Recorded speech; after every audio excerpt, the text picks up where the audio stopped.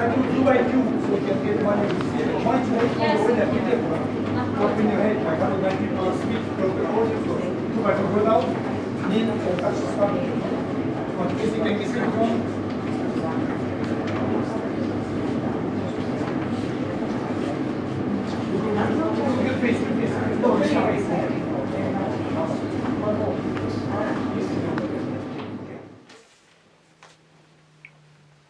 keep my soul in peace before you, O Lord.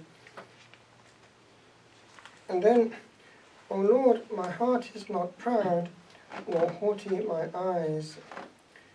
And then again, truly I have set my soul in silence and peace. A weaned child on its mother's breast, even so is my soul.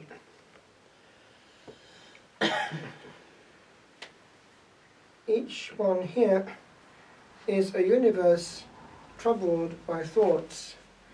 Each one here is right now ruminating over many different spheres of anxiety, and right now probably is trying to piece bits together.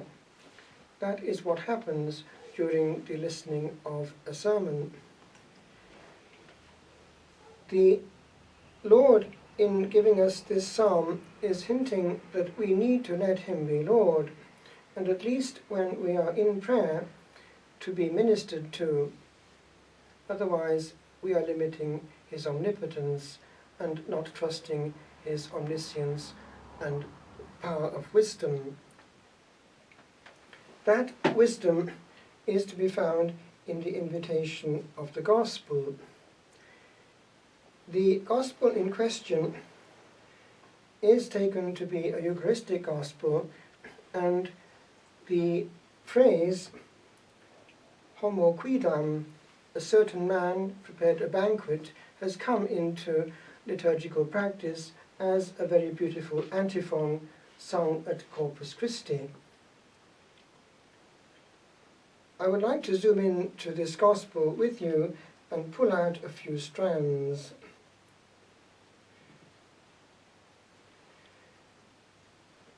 I once heard in a sermon here in Ireland a good Irish priest talking to his people in these terms. Now, don't misunderstand what he or I am saying in this, because he's not in any way denigrating the organization in question, but he's giving a warning in the name of the Lord also. And you'll see what I'm getting at the end. He came out with this in front of his people. In Ireland, how is the word God spelt? And everyone was bemused. Well, G-O-D. Well, are you sure? Silence. I would suggest the correct spelling in Ireland is G-A-A. Now, that is rather frightening when one remembers how certain movements were set apace so as to protect Irish culture and the very texture of Irish life. Indeed, there are sort of martyrs linked with the Irish Games, aren't there? Wasn't it in the 20s there was a massacre in Croke Park? Well, that is where we're coming from. Therefore, we must respect all these movements that are trying their best to do what we can with the youth of Ireland. That is the backdrop. However, having said that, we need to be careful, because what is happening right now in Ireland, and by the way, I'm only here transmitting what the bishops have transmitted to us priests. A couple of years ago, they were discussing the problem at the highest level in their conference at Maynooth, and this came through. The practice of the faith is actually being threatened from within by the almost deliberate arranging of peak events to clash, it would seem, with the main event of the week for Catholic life. 11 o'clock in the morning was always sacred in Ireland until a few years ago. Now, the result is this. The best Catholic families now are up against it and are obliged to split up the family into bits so as to satisfy the obligation to be at a certain event. They will still go to Mass on a weekly basis in some shape or form, because they're very much into their faith, but they've got to listen to the children, otherwise they're up against it. So they divide the family into bits, and one goes here and the other goes there. And also, the corollary is that the main meal of the week is split up. It doesn't really happen. How can it, when bits are missing? And that, by the way, is not indifferent. In the monastic life in which I was formed, as you may or may not know, always in the monastic structure, I mean architectural structure, the refectory was parallel to the church. And one would go from the choir into the refectory in procession, hoods up or whatever, and carry on in silent mode in the refectory with profound inclination to the cross and the prayers chanted, and then the readings said or sung in whatever language it was, all in silence, but in this mode of continuity. And it's still the case. If you go into YouTube of what goes on in Mount Athos, for instance, you see it very clearly there, even more clearly, because what happens there is that it's so much linked with the Eucharist, the meal, that they actually come out in a very, very solemn way from the church, straight from the Eucharist in the early hours of the morning, and the igumenos, the abbot, is vested in the refectory. And it looks very liturgical. All that to say that the priest who consecrates is automatically the priest who blesses at the table. And from the beginning of our priestly years, we were formed into that one automatically blesses the table if one is consecrated, indicating by that that one is a direct consequence of the other and very sacred. And so too in a Christian family. The meal that follows the Eucharist is a kind of agape, is a kind of the sharing of the unconsecrated bread. In the East to this day, they receive at the end of the Divine Liturgy the antitheron, the blessed bread, because before the celebration there is a preparation behind the iconostasis, all very solemn. The celebrant is all the time blessing and making signs of the cross and cutting up and so on in a very solemn way, and part of it is not consecrated. And that part is given then as the blessed bread, which goes back to the early church. It's there in St. Paul. You've got this sharing of kind of agape together. Now, this is not the Eucharist, but it's so closely linked with it that it is an extension of it. And the priest's hands are kissed as they receive this unconsecrated bread at the end. And also, by the way, what happens then is interesting too in the East. They all, after the Divine Liturgy, because they only have one, because it's 3 hours long, they all go with the parish priest to the cafe in the village opposite the church, and it's all laid on by the parish. They have breakfast. I remember I was very moved when I was in Greece way back in the 70s. The parish priest and the people inviting me to come along with them because I'd been to their Eucharist. Not receiving, but nevertheless one was welcomed. This was also an extension of the celebration, this unity and extension. Now that too, something of that should be there in our Christian Sunday. The way in which also we approach our meal is not just bestial. We are actually called to be on a higher level than the animals, and therefore remember that the father of the family, of a Christian family, has paternal authority. He participates in the paternity of God the Father, and he has divine power given to him. It's way back there already in the Old Testament, and it's maintained. St. Joseph would have practiced it, the power to bless the table and the children. Can actually make the sign of the cross, and should do, the father of the family, and also the children on their forehead before they go to bed. And that is actually, as it were, sacerdotal for his own family. That is an ancient Christian practice which the father of the family has and will always have, because life comes from God the Father and is transmitted by the father of the family to the domestic church. As too, he should have authority as a father, and it's a false notion that the woman has, as it were, the last word on an equality of rights. Yes, she has to rule immediately the family, but there has to be authority. Otherwise it's to abdicate. And a father who has no authority is just a misfit. is not doing his job. A woman, after all, needs not just a love affair, but solidity and a solid wall, a brick, a solid force, able to be an assurance until the end of her life, with authority over the offspring that together they have produced. Now, therefore, there is this element of dignity in our eating together. Therefore, do you see how a disastrous situation arises if during the moment of the meal, and any meal for that matter, we introduce a third party who is not even animate, I mean a box. Whether it's a radio, which is sufficient already to block out communication, or even worse, a television, which takes up also the imagination and the eye contact between those at table. It is actually a desecration of the meal and of Christian fellowship and of the domestic church, of which Blessed John Paul II spoke. In the Jewish tradition, which is still there to this day, if one is there, at nightfall there is a sudden lull. The Jews amongst themselves will use the word mitzvah, the command. In other words, they'll stop. And it all stops until the following evening. And they will disperse with Shabbat Shalom, the peace of the Sabbath. And it is felt. And if one wakes up on a Saturday in the Holy Land, in Jerusalem, or at least the parts under the Jews, one will feel very much a different day. Nothing moves, and everyone is dressed specially.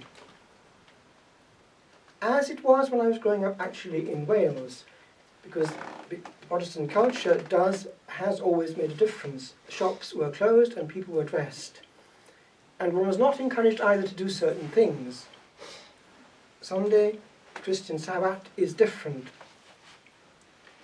Now, the Lord goes into this starting from, actually we haven't got the full translation here, because the Greek, based therefore on the wording which the Lord would have used, speaks of, blessed is he who will eat bread, lachem, at the table in the kingdom of God, at the feast in the kingdom of God. And there we have already a hint.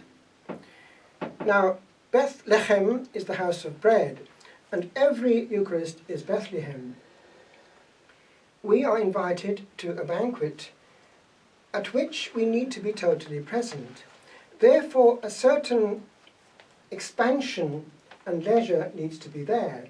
As in a good meal, there is conviviality and the enjoyment of the presence of the person that we're with. It's a good time to share a meal, because the word companion means the one that you take your bread with. Panis, companion, it's the one you take your bread with. And so, too, when it comes to the meal with the Lord, that expansion, that leisure, that unhurriedness, if it's not there, will be actually its own enemy. Because one cannot celebrate with one's eye on the watch. And if there are people there doing that, it's disturbing the peace. And it's almost better that they should not be there than destroy the peace of those who are there. And you know what I mean, they start complaining. And so one has to pay attention to them. And therefore that element of peace goes, because then one gets this impression, okay, we've got to get it over with by. That's a devastating mode of celebration. We don't eat our meals like that, do we? God, we just have a tiny slot for him, and we're limited in what we can do and what he can do with us. Now, with regard to the excuses that are provided, they're very good excuses. What are our excuses? Well, we may go, but we may not really expand that encounter in what perhaps the Lord wants us to do. As in the psalm there is this resting upon him, so too in the Last Supper there is this resting upon him. The Last Supper was not a hurried affair, and every Eucharist is its extension. Therefore, we need to make sure that in the measure in which it is possible, we go to a celebration which favours that repose, and that we chisel out the complement of it in finding repose, Eucharistic adoration, preparation, therefore getting there, and thanksgiving. And I was told, I think only yesterday, something which I had not heard, but which makes a lot of sense, that way back, fairly early on, our Blessed Lady at Medjugorje had given this teaching, that they should be there, and apparently a figure was given, about a quarter of an hour, it seems. I hadn't heard that before, but it makes a lot of sense, before, and that something equivalent should be there afterwards. Now she, as a good Heavenly Mother, knows what's good for us, and psychologically even that makes a lot of sense. In the East, where the celebration is rare, once a week, and long, 3 hours, one is bound to get into mode and to stay in mode. If in an Irish situation one gets there just when they're starting and then starts to talk about the weather as soon as the priest has said go in peace, we're not actually really encountering the eternal. We haven't got time to. It's a quick bump, and it's not enough to have a profound effect on our souls already damaged by too much agitation. So we are at risk. If it's not happening on a Sunday, we've got to make sure it happens at other times. And the Lord is getting his own rights back in Ireland through adoration. But make sure that that is also not suffering from the same illness. And you know what I mean. People who are agitated even before the Blessed Sacrament. The Lord can't get a word in. We have to learn to be like this child, resting and waiting.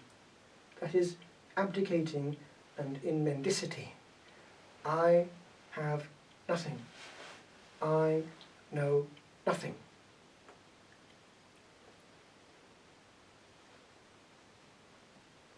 I was in the Holy Land last week through Divine Providence, and I became very much aware of the importance of the night. In the Middle East, the night is different. It is filled, actually, with God. One cannot be there and not be woken up for prayer. There is a density of prayer in certain parts there which actually makes us aware that the Lord gave the model in going up high mountains apart and choosing the night hours. That has been picked up by the Christian centuries and specifically by the monastic centuries. For in the ancient monastic life in East and West it starts around 3. And those hours in the night, if they're sure, maintain until the end of one's life intimacy. For in the night there is no noise. In the night the body is tranquil. One is fasting and therefore not agitated, because we are psychosomatic beings, and a body full of food and anxiety is an impediment to the soul. A body empty and tranquilly not making noises favours considerably also encounter on the level of intimacy. And don't think that we can take shortcuts and get away with it. There are reasons for ancient practices. Still there, even in the monastic West, that out of 24 hours, 12 are normally in the grand silence, traditionally with the hood up, never greeting a thing. Those can be got back. If we give God his rights over the night, we can find again intimacy. If we give the night to a transmitter of the kingdom of hell, the Gogglebox, then we must face the consequences. We are absent from the invitation, we are fabricating our excuses, because the Lord then perhaps would be saying, I have a grace for you, a blessing, a moment of intimacy. I leave you free. If you prefer the Gogglebox, have it. But you can't pretend upon my intimacy if you want it in my place. Now it's more subtle, because it's not just the screen linked to the television, but it's the screen linked to internet, which can be neutral and actually very good. It's a huge library. But if one is not mature, and if one is not in command, it can be a huge absorber of time, because one starts, and without realizing it, one is sacrificing the whole of one's night hours of being at least awake, going to bed late, and therefore also making it impossible to have the early morning. For the secret of the interior life hangs upon the end of the finger of the alarm, where one puts the alarm. If one puts it just before one starts to live the day, one has no moment of intimacy before having the day. And the day will be in that mode. Don't kid yourself. It won't be the same as having had that long peace, that moment of encounter as the child waiting for a word. So we are responsible for the quality of our interior life.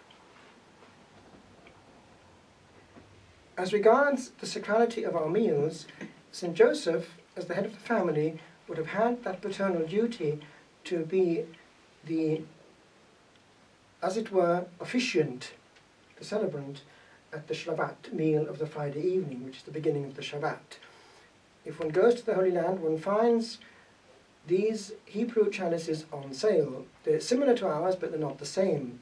The reason is this: they have an Old Testament form, but they have underneath a kind of small pattern, which is not a pattern, it's something which is there because at a part of the meal on a Friday evening, the head of the family, the man, has to fill the glass to the brim with wine and gives a tiny shake so that it actually overflows and goes into that tiny little pattern-looking thing underneath.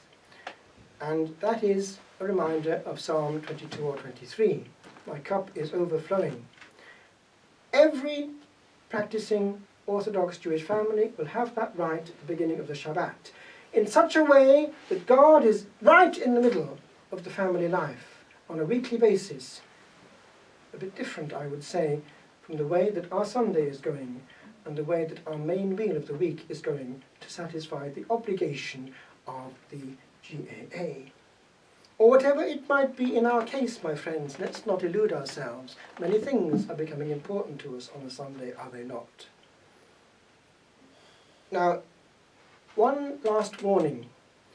These were good reasons and excuses that the people were giving. So too it can be in our case.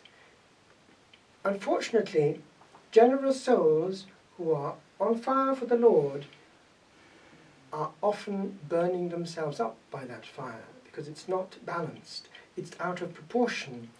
And as they say in French, la charité bien ordonnée, charity well ordained, ordered, commence chez soi, begins at home. That is, we can't abdicate on the level of the quality of our interior life for the sake of others. If we're going too far, we're no longer necessarily pleasing to the Lord, because He can't then have what we most need ourselves, access to our own intimacy. We're too much doing things or calculating things to do, and it's an illness in pious souls. It's called activism, and it's present also in the monastic life, that one can be enclosed and doing very, very well everything except what one is there for. And by the way, a tiny parenthesis, if I had a young person coming to me and thinking of the specifically contemplative life, I would be obliged to warn that person, make sure you're going to a place which is actually contemplative, because many places, unfortunately, are doing more of the same thing in the enclosure as they would be outside. There's no point in entering enclosure to watch more of the world, or actually to spend those about 5 hours of manual work doing what? An extension of recreation. It's not at all the same to be 5 hours in silence, and therefore in interiority and intimacy, and 5 hours chatting about things against the will of God. And that's not redeeming mankind, and the devil knows it perfectly well. So let's be clear about this. It's not worth it entering a place where the Lord is not getting his rights. So one has, if one has a vocation coming to one and they are around, the grave duty to be very clear that there are places, yes, where it's happening, but there are places where it's not. And it's one's whole life that's in question. Because what happens? A person of goodwill goes in, and what? Comes out, and doesn't go elsewhere. So a vocation is lost. It's happening also in seminaries. Vocations are being lost, not because of the candidates quite often. So if you're in touch with people who might have a vocation, remember that bit. It's not indifferent where they're sent. And one sees also on the level of the church a pattern emerging. Indeed, it's been commented upon by pontiffs. The Lord blesses places where there is fidelity. So, I just conclude, my friends, let us acquire this rest, especially on the day of the Lord, but also in general, anything that pertains to the Lord. For if we are close to Him, in some way we become like Him. Just conclude with one tiny reflection, something which hit me now when I was in the Holy Land last week. When one goes to the places where cosmic things have happened, something is common to them all. A calm reigns. The Holy Sepulchre is a place of force. The place where the Incarnation took place, Nazareth, where the angel appeared, is a place of profound Trinitarian power. The place where the Lord appeared on earth, Bethlehem, is a place of magic and otherness. And we experienced actually last week a pattern emerging, because it was not just a tourist thing, but a tiny group of us who just wanted to go from place to place manually and individually, that is altogether 5, conquering them, as it were, without the help of anything or anyone. It became very intense, and we saw this pattern emerging. We were being led. There was a lot of praying going on, and there was a lot of danger around us. It's extremely dangerous driving in certain places in the Middle East or Near East because of the way they drive and the bad quality of certain back roads. But every time there was almost miraculous, I would say miraculous, protection and also warning signals. Be careful, and so on. But this would happen too. Not knowing how to find a place, we would be led there, and at the right time. And out of the blue, without having actually asked in advance, I was able, because of the generosity of another priest, to be one of the 3 who are allowed only once a week to concelebrate in the grotto of the Nativity, because the Latins have only one sung Mass there a week. It's on the Thursday morning at 7:30, or at least according to the ancient tradition, when the Greeks have finished. And so there we were, and there one feels the power of the centuries. All the saints who have travelled miles and miles, and in the Middle Ages when it was difficult, paying a lot to the Muslims to let them see certain places. Places which are unchanged, places which have caused much bloodshed, so to have access to them. And also then the Holy Sepulchre itself, where things happen. The Holy Fire, the Holy Light still comes at Easter, but it's actually always around. It can be pictured and filmed on negatives. There is a flashing, there is a buzz, there is actually, as I say, something which comes out on negatives even at night. There is a light around the Holy Sepulchre. It has been actually measured scientifically by the highest authorities of science, and actually a Russian group. It is true. There is actually scientifically verifiable force in the Holy Sepulchre, and the explosion of light is measurable electronically. God is unchanged. The arm of our God is not shortened, as the Hebrew would say. So too, our Eucharist is unchanged. But the Lord, the patient God, the Ancient of Days, needs our unhurriedness if He's able to heal us, speak to us, and get through to us.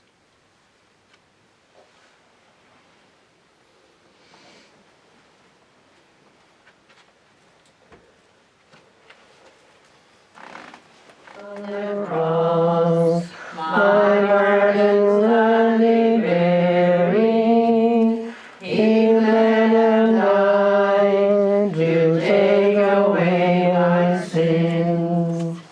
Then sings my I say